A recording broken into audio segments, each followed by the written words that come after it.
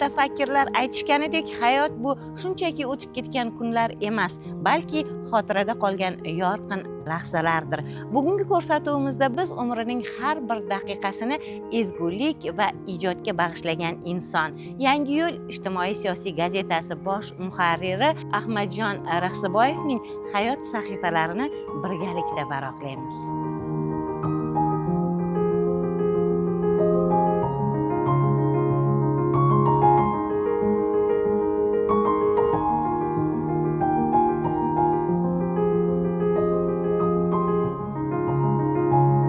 Ahmadjon aka, har bir insonning hayoti bitta kitob.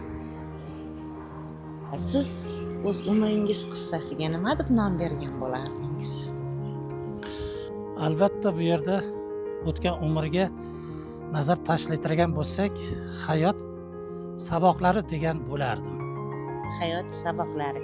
Demak, hayot saboqlari qissasini bugun bir sahifalarini varaqlaymiz. Buni qaysi qismidan boshlaymiz?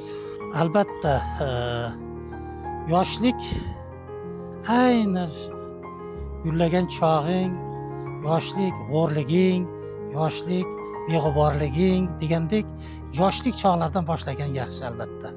Yoshlik, bolalik, yoshlik chog'laridan. Albatta. Endi ruxsatinglar bilan hozir sizlarni bolaligim o'tgan ko'chalarga boshlab bormoqchiman. Qani ketdik.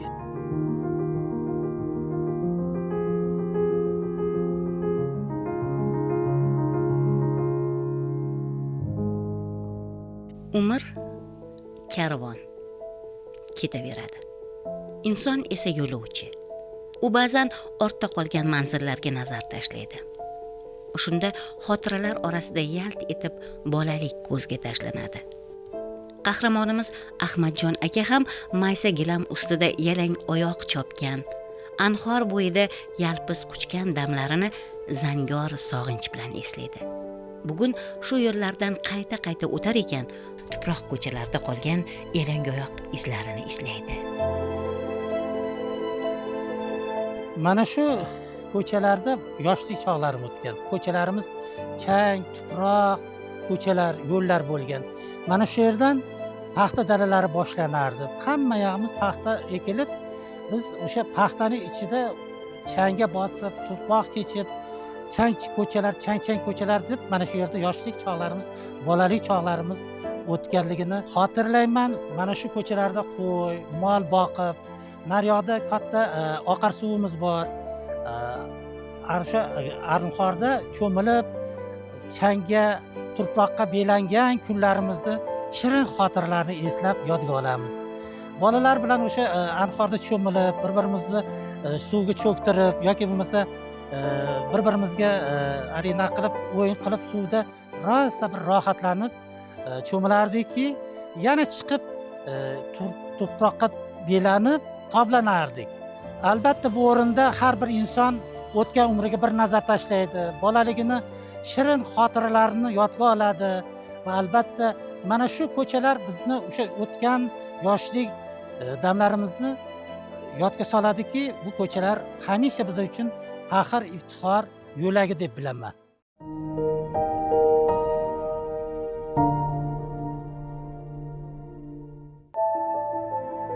Ahmadjon aka, bu siz o'qigan maktab demak. Albatta, shu maktabda 10 yil o'qib, shu yerda ustozlarni bilimlarini olib, qolaversa dakkilarini eshitib, to'polonchi bo'lgan damlarimizni eslab, mana shu maktabga kirgan chog'ingda yoshligiga qaytasan. Yoshligiga qaytganingdan keyin o'sha shodon yoshligiga, o'sha qizlar bilan, o'rtoqlar bilan qanchalik haligi to'polon qilganlarimiz, qolaversa o'qituvchilarimizni dakkilarini eshitganlarga yoshlik bu tabiiy bolalik davri o'tadi insonni maktabda. Eng beg'ubor, eng samimiy davringizda bu. Albatta. Maktab bugun shunday dargohki, meni nazarimda bu oliy dargohdan ham muqaddas dargoh deb bilaman maktabda. Mana shu maktabda harf o'rgandik, harf tanidik, ustozlardan ilm, bilim o'rgandik, yozish, chizishni o'rgandik. Qolaversa, mana shu maktabda ona tili adabiyot o'qituvchilarimiz bizga o'sha maqola yozishi gazetalarga, she'r yozishi o'rgatganligi uchun maktabdan shu 6-sinfda o'qib yurgan davrimdan tuman gazetasida ishchi qishloq muxbirlari universiteti bo'lardi. O'sha universitetlarga qatnashib, ana u yerda o'zimizni bilimimizni, saviyamizni oshirib borib, maktabni tugatgandan keyin O'zbekiston Milliy universitetining jurnalistika fakultetiga yo'l olganmiz. Albatta yoshlikda o'sha birinchi yili kira olmaganman, uni ham eslab o'tish kerak. U paytda juda chegaralangan edi. Bir yilda 25 ta talabani qabul qilardi. Jurnalistika fakultetida. Jurnalistika fakulteti 25 ta talabani qabul qilardi. Hozir esa respublikamizning ko'plab universitetlari ochildiki va u yerda ommaviy axborot vositalarini barcha tarmoq sohalari uchun alohida jurnalistlar tayyorlaydi. Hozir o'quv dargohlarini o'zi bir nechta.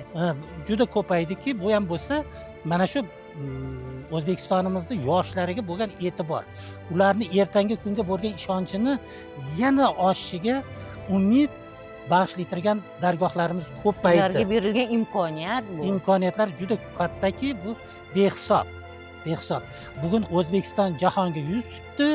O'zbekistonni bugun jahon tan oldiki, nimasi bilan? O'sha o'sib kelayotgan yoshlarga e'tibori qaratganligi, ularni bilim saviyasini oshirishga va qolaversa oliy dargohlarning ko'plab ochilishi ana shu O'zbekistonimizni, davlatimizni, yurtimizni dunyo hamjamiyatida o'z o'rnini egallashida asos bo'ldi. Albatta. Sinfdoshlaringiz kelishganmi bu yerga hozir? Albatta, sinfdoshlarim kelgan, ustozlarimiz kelishgan. Ustozlaringiz ham? Ustozlarimiz ham kelishganki, bugun ana shu ustozlar bilan, sinfdoshlar bilan shu o'quvchilik davrimizga qaytamiz.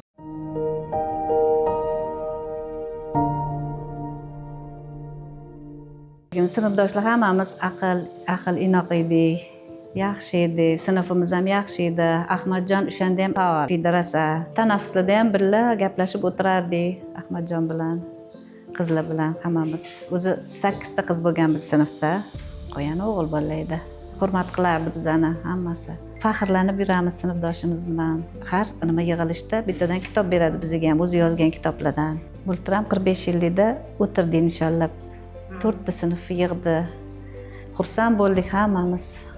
Bir-birimizni ko'rdik, ustozlarni chaqirdi. Eslaytirgan narsalar ko'p narsani eslasak bo'ladi. Maktabda baribir sho'xliklar bo'ladi. Ahmadjon ham sho'x bo'laydi. Chochimizdan tortardi, urardi. Biz ham uni urardik yoshligimizda. Esizdami Ahmadjon? O'zimiz ham sho'x bo'lganmiz, sho'x qiz bo'lganmiz. Yaxshi o'qimasa ham, lekin sho'xroq edim men ham.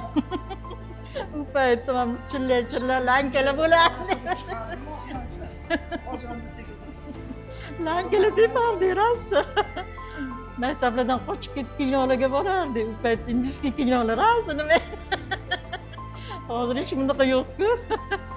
Hozir hamma bir-biroviga zor. Mana qachon ko'rarkanman sinfdoshlarni deymiz. Mayli, sog' bo'lsin, salomat bo'lsin, omadini bersin sinfdoshimizni. Bundan ham martabasi ulug' bo'lsin. Bolalari bosh-qosh bo'lib, kampirim bilan qo'shiq qarisin. Biz ulg'ayib qaysi kasbni tanlamaylik, qaysi sohada faoliyat yuritmaylik. O'qituvchining yorqin siymosini, mehribon va talabchan nigohini yuragimiz qatida saqlaymiz. Uning ota-onalarcha g'amxo'rligi umr bo'yi yo'ldoshimiz bo'ladi. Ustozlar uchun esa o'quvchi hech qachon ulg'aymaydi.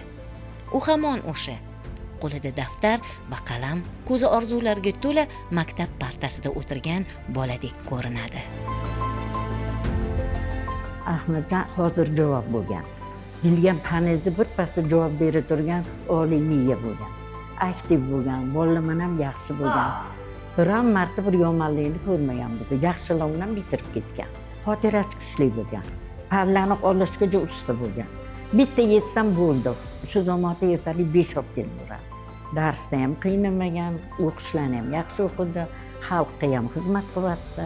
Tan joni sog' bo'lsin, umri uzun bo'lsin, el xizmatida charchamasin. Yana xalqqa xizmat qilsin, xonadoni tinch bo'lsin, dunyo tinch bo'lsin, hammaga insof bersin, hamma o'qituvchilarning qolgan hayoti yaxshilik bilan o'tsin.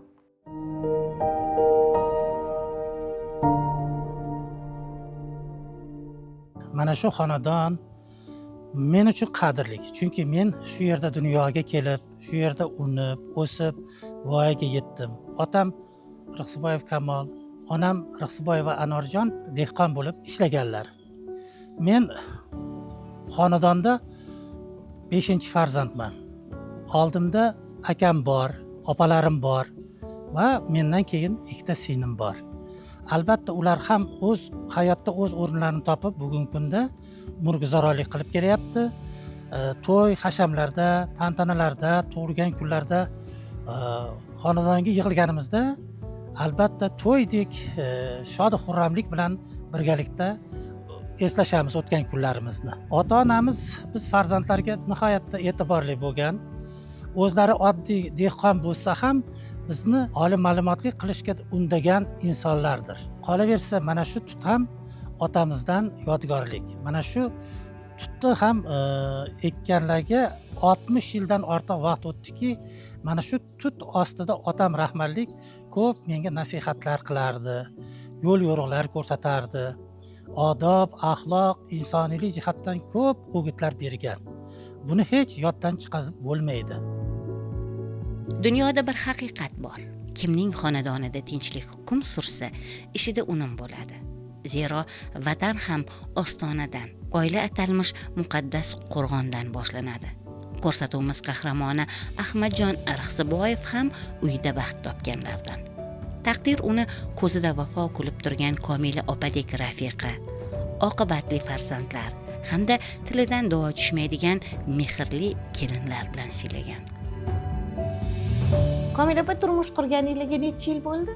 Xudo xolasa 15-sentyabrda 41 yil bo'ladi. 41 yil. Qanaqa bo'ladi ijodkor inson bilan birga yashash? Juda qiyinda. Qiyinmi? Qiyinda. Qoshiga qaraysan, qovog'iga qaraysan, ishqilib chiroyli qilib kiyintirib yuborish kerak.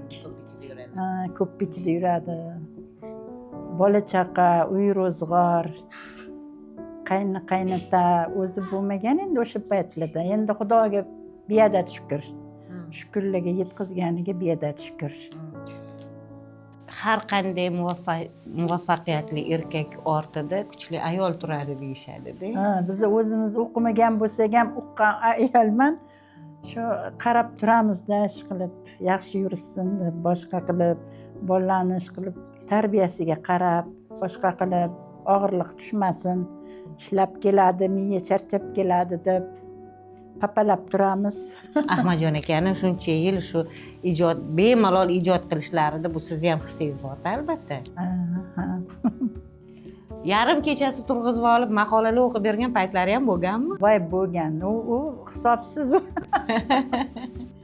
Mana eshit, mana anaqa qil, nima bo'lar ekan, bu qanaqa yaxshimi deb o'zini yozgan kitoblaridan uncha parchalarni o'qib nima qilgan? Demak, sizni fikringiz bilan qiziqqan. Qiziqadi. Sizni fikringiz muhim bo'lgan Ahmadjon. Ijodkor uyi bu ikkinchi tahririyatda. Har hafta o'sha gazeta chiqishini xonadonga ham ta'sir bo'lganmi?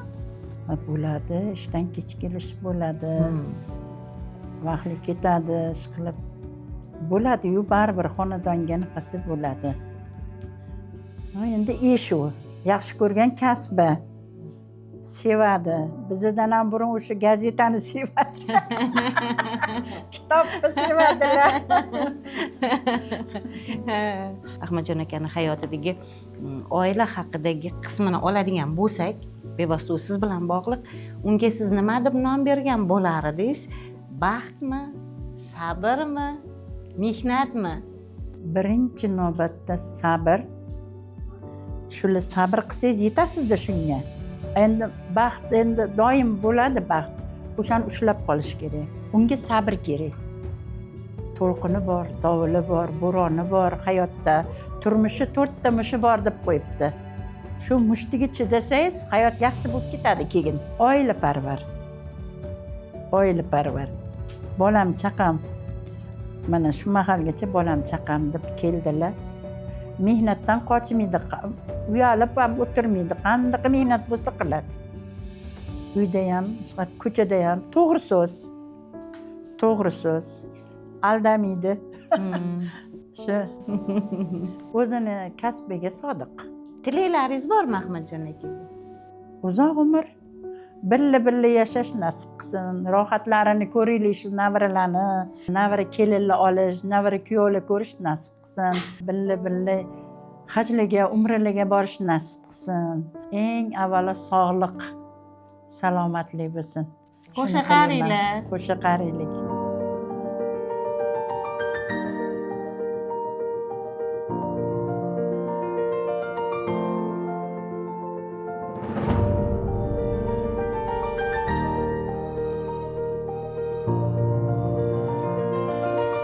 Azizaxon, siz kichkina kelinsiz bu oilada. Yo'q, katta kelin. Ha, katta kelinsiz. 18 yil bo'ldi shu xonadonga kelin bo'lganimga. Lekin biron marta anaqa hech anaqa o'tmagan, bir dilxirali, yaxshi, dadam yaxshi ko'raman, hurmat qilaman. Umrlari uzoq bo'lsin. Faqat hurmat emas, endi shu xonadonga, shu insonga mos kelin bo'lishga ham harakat qilsangiz kerak.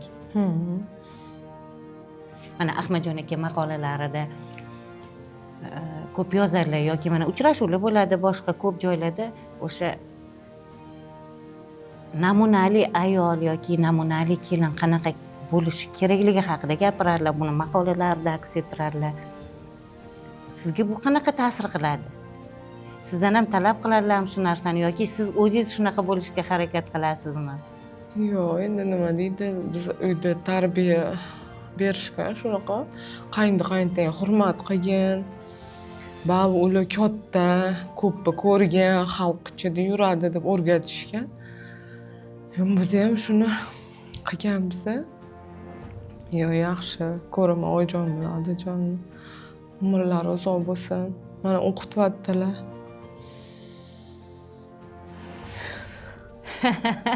Hayajon ko'z yoshlari, sizlarga minnatdorchilik ko'z yoshlari bular. Yig'ini ortida nimalar bor? Masalan, shu insonni kelini deb ko'chada sizni hurmat qilishadimi boshqacha?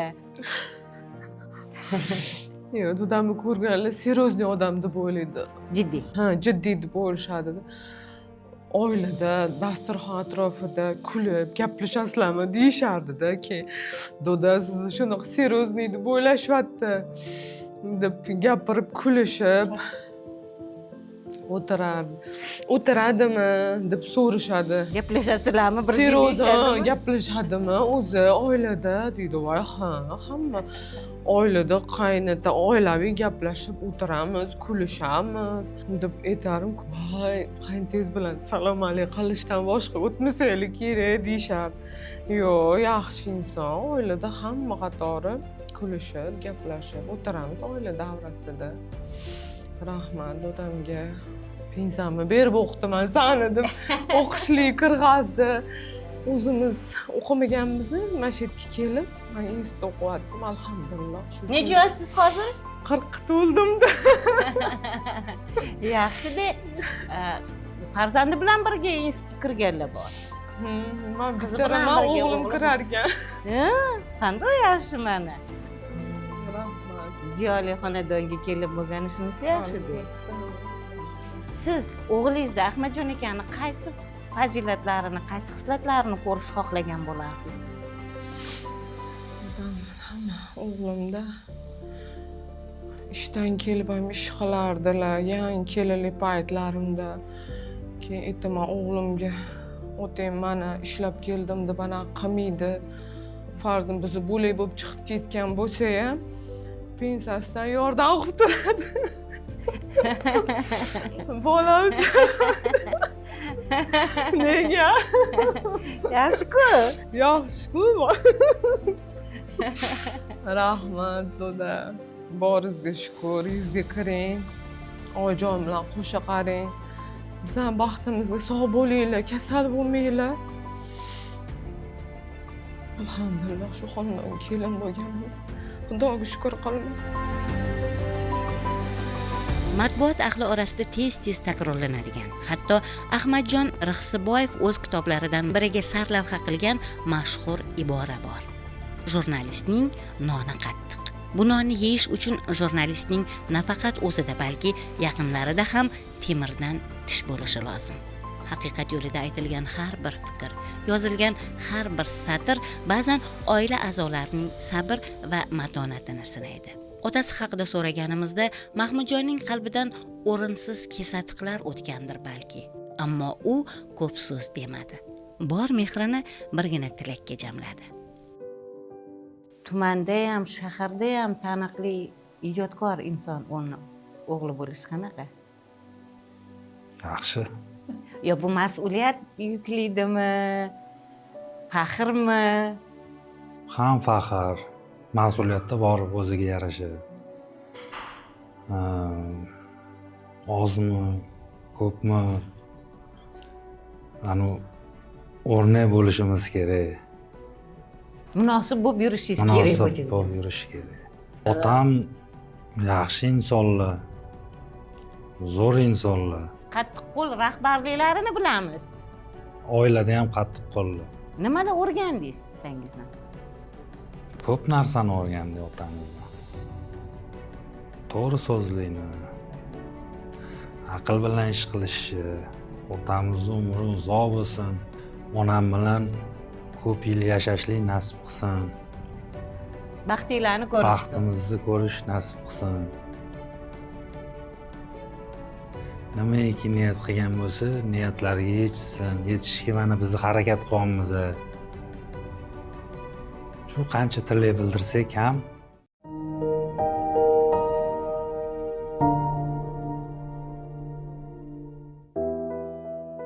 Zamon yangilanmoqda. Odamlar o'zgarmoqda. Axborot oqimi shiddatli tus olmoqda.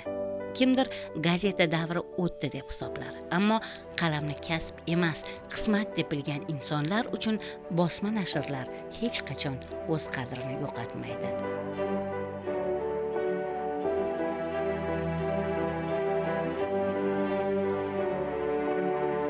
Bugun davrimiz shiddatli. Boisi ijtimoiy tarmoqlar, ommaviy axborot kommunikatsiyalar, axborot texnologiyalari shunchalik rivojlanganki, dunyoni u chetida bo'lgan voqea hodisa bilan qisqa daqiqalarda tanishishimiz va unga o'z fikrimizni bildirish imkoniyatiga egamiz.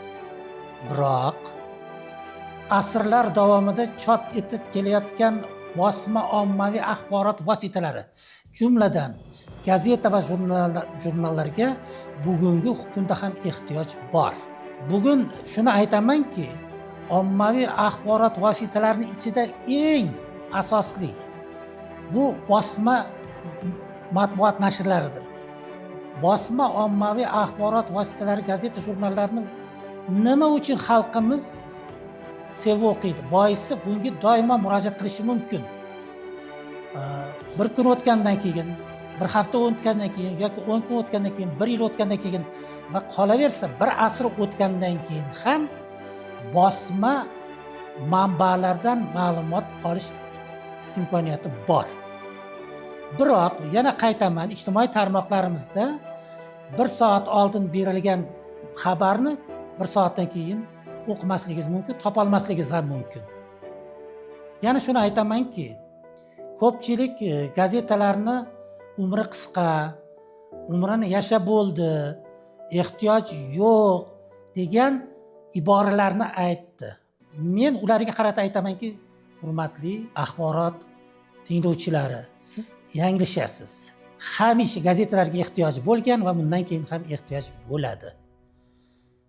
Bunday deyishimga sabab, bizni Yangiyo'l gazetamiz 1930-yildan buyon chop etilib kelayotgan bo'lsa, ana shu 1930-yilda chop etilgan birinchi soni bilan bugungi kunda 10.000-chi soni chop etilyaptiki, hammasi periplyot shaklda saqlanib kelinyapti. Bu gazeta jurnallarni ochgan, varaqlagan odam albatta o'sha Yangiyo'l to'g'risida, Yangiyo'lni tarixi to'g'risida, Yangiyo'lda yashab o'tgan insonlar to'g'risida, ularni hayot, umr yo'llari haqida batafsil ma'lumot olishlari mumkin. Yana qaytar aytaman, ijtimoiy tarmoqlarda bunday imkoniyatlar mujassam emas. Ularda qayta murojaat qilib, o'zizga kerakli ma'lumotlarni, tarixiy ma'lumotlarni ololmaysiz. Shunday ekan, uni ertangi kuniga ham umid, ishonch bor. Har hafta qo'liga yangi chiqqan gazetani olishni intiq kutuvchi mushtariylar bor. Uning sahifalarini shoshilmay varaqlab, sevimli rukunlarni izlaydigan, unda o'z hayoti, dardi va quvonchini ko'radigan insonlar bor. Ijodkor mehnatiga berilgan eng yuksak mukofot ham shudir balki. Chunki insonning haqiqiy umri u yashagan yillar bilan emas, ortda qoldirgan izlari bilan o'lchanadi. Yangi gazetasini boshqa gazetalar bilan taqqoslaganimda bevosita yuqori ko'rsatkichga ega ekanligini ta'kidlab o'tishim lozim. Chunki bu gazetada rang-baranglik bor, puxtalik bor, ilmiylik bor, hamda matbaa yuzini juda yaxshigina olib chiqadigan muharrir bor, Ahmadjon Rixsiboyev. Yani bu arama sarkam 40 yıldan beri şu gazetega muharrirlik qiladi. Mana shu davrda Yangur gazetasining ko'plab sonlari chiqdi. Tamam. Hech bo'lmasa Ahmadjonga telefon qilib aytamanki, gazetani mana bu sonda mana shunday gaplar ketibdi. Bu tahsinga loyiq. Bu hurmatga loyiq. Men 67 yubileyinde ko'plab jurnalistlar keldi. Ko'plab adiblar keldi. Shukrib, haligi zal umuman to'lib ketdilar xullas. Va ana shunda jurnalistning noni qattiq ammo degan kitobchasi butun to'yga kelganlarga bitta tarqatildi. Bu katta voqea, juda katta hodisa bu. Demak, muharrir adiblik ham qilyapti, yozuvchilik ham qilyapti. Ammo o'rtasida ham yuribdi. To'y tomoshalarni olib boryapti. Mana shuning hammasi demak Yangur gazetasini obro' e'tiborini ko'tarishda juda katta ahamiyatga ega. Ko'plab gazeta yopilib ketdi. To'g'ri aytganda, o'zi unday qilolmadi. Eng qiyin paytda Yangur gazetasini shu bo'hrondan olib chiqish uchun Ahmadjon Rixsiboyevning mehnati juda katta bo'ldi. Mana hozir yana yozsa, o'zi ko'rsatib, ommaga Yangur hayotini, respublikadagi eng muhim hayotiy voqealarni ko'rsatishda katta rol o'ynamoqda.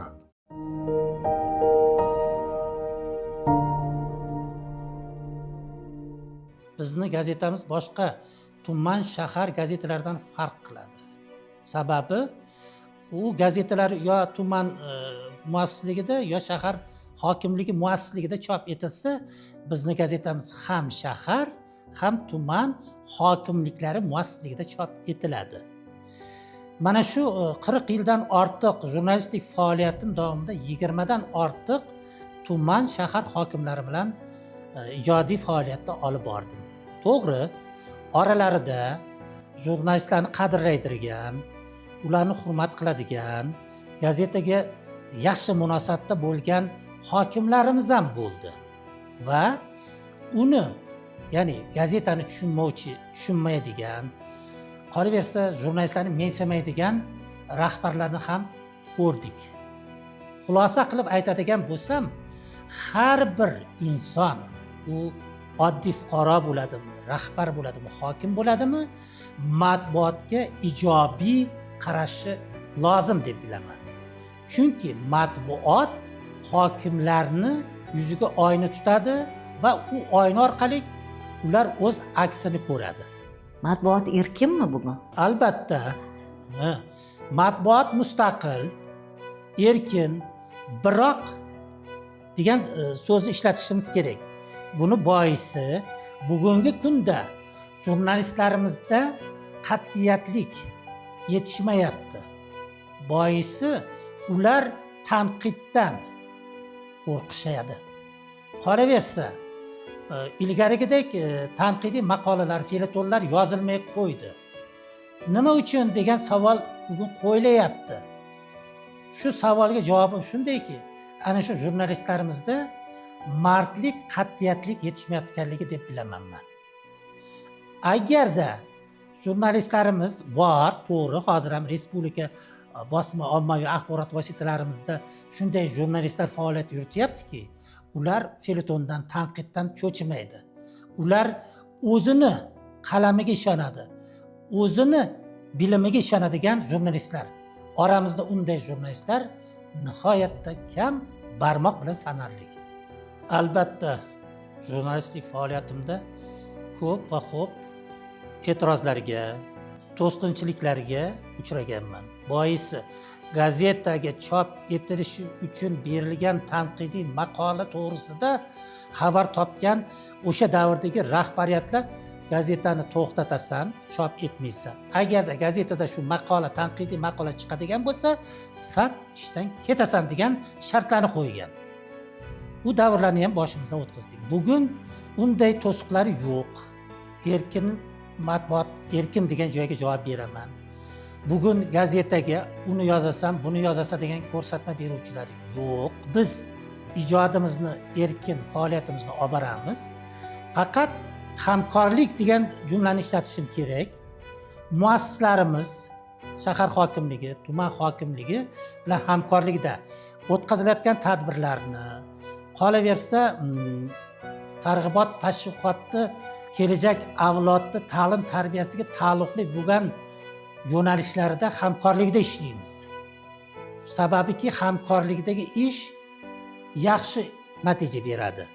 Agarda biz o'zimizcha biz erkin bo'ldik, xohlagan materialimizni, maqolamizni beramiz desak yanglishamiz. Xohlasak ham, xohlamasak ham biz bugungi siyosiy oqim ichida siyosiy oqim ichida, siyosiy jarayonlarda erkin fikr yuritib, erkin faoliyat olib borishimiz shart deb o'ylayman. Hayot kitobining ba'zi sahifalari tabassum bilan yoziladi. Ayrimlari sabr, yana boshqasi ko'z yosh bilan. Ammo bitilgan har bir misra insonga mushohada yuritish, ezgulik ulashish va eng muhimi inson bo'lib qolish haqiqatini anglatadi.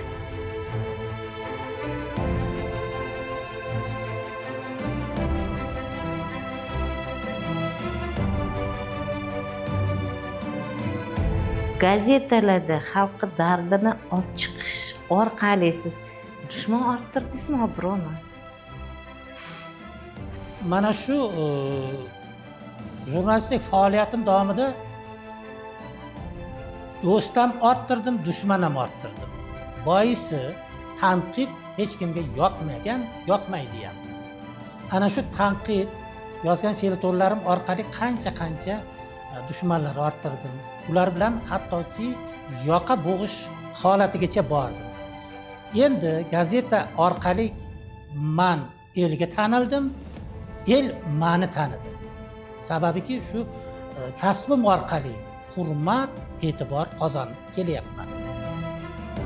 Ahmadjon Rixsiboyev uzoq yillik faoliyati davomida odamlarning quvonch va tashvishlarini gazeta va jurnallarda yoritib keldi. Shu bilan birga 20 yil xalq deputatlari tuman kengashi deputati sifatida saylovchilar bilan hokimiyat o'rtasida ko'prik vazifasini o'tadi. Bizni deputatlik davrimizda muammo mablag' edi. Mablag' masalasi faqat respublika tomonidan ajratilardi. Bugungi kunda deputatlarimizni, mahalliy kengash deputatlarini imkoniyatlari katta. Bugun o'sha mahalliy kengash deputatlarimizning faoliyatlari orqasidan qancha kam ta'minlangan oilalardagi bemorlar operatsiya bo'ldi, shifo topdi va sog'ligini qayta tiklashyapti.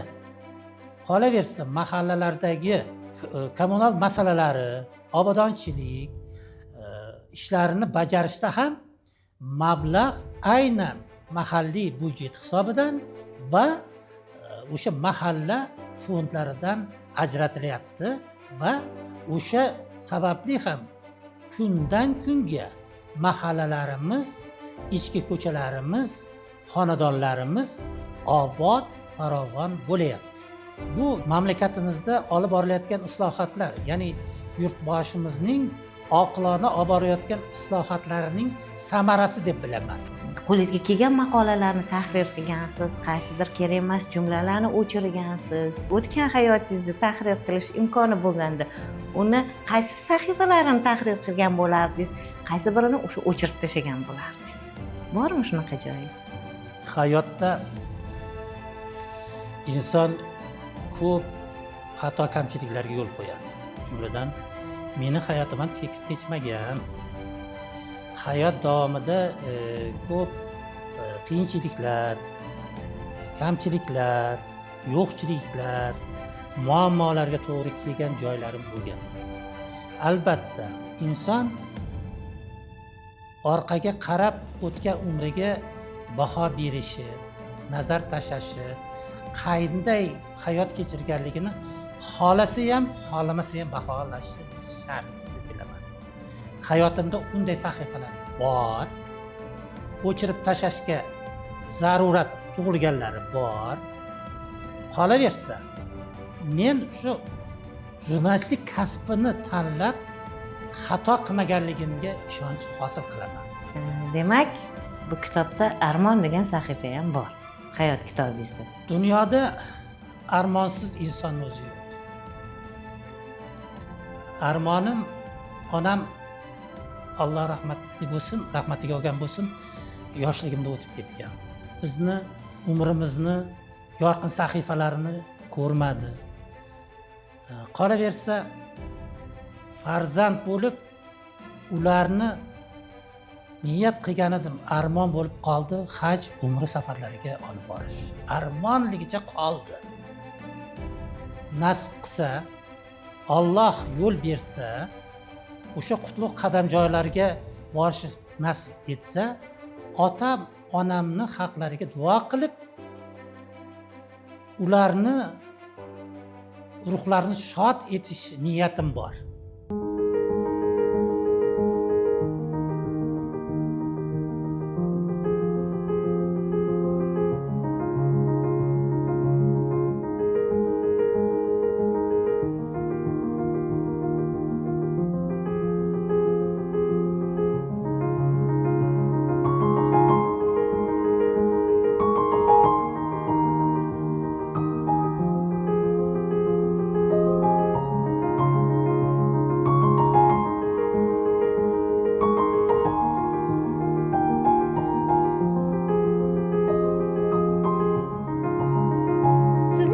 Kitobingizdan armon sahifasi tushib qolsin. Siz uni quvonch, yaxshiliklar va baxt bilan to'ldiring.